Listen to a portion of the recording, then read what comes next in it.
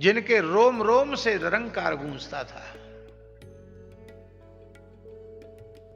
रोम रोम से भगवान नाम की ध्वनि होती थी, ऐसे महात्मा। आप लोगों ने वृंदावन में खाक चौक पहाड़ी बाबा का दर्शन किया। आश्रम का छोटी सी जगह है,